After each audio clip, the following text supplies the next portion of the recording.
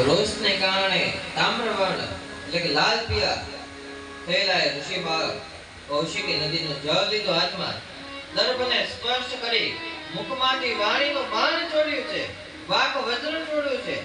વિદ્વાનો કહે છે કે પહેલી વાર જે સ્થળથી અશ્વત્થામાએ બ્રહ્માસ્ત્ર છોડ્યું હતું તે જ સ્થળથી આ બ્રાહ્મણ બાળકે વાક વજ્ર છોડ્યું છે. પહેલી વાર પણ માતાના ગર્ભમાં શ્રી કૃષ્ણએ પરીક્ષિતની રક્ષા કરી હતી, એમાં આ કૃષ્ણ નથી તો રક્ષા કોણ કરશે?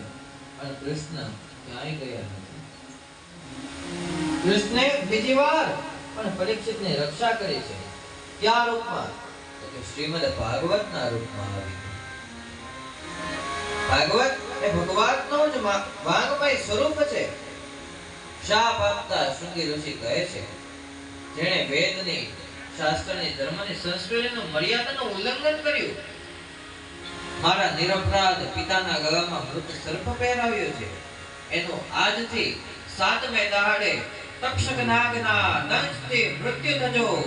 પાણી लांग हरे पे पक्ष में पक्ष में सत्य में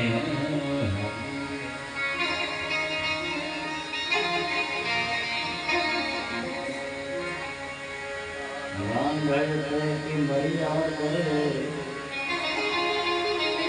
तक्षक से सत्य में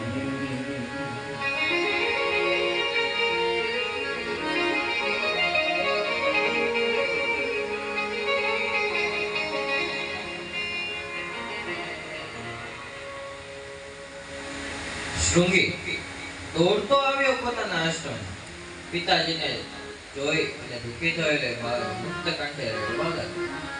શિશુ રુદન સાંભળ્યું અને ઋષિની સમાધિ છૂટી છે. આંખ ખોલી, બેટા કેમ રડે છે? પિતાજી, આપના ગળામાં મૃત સર્પ છે,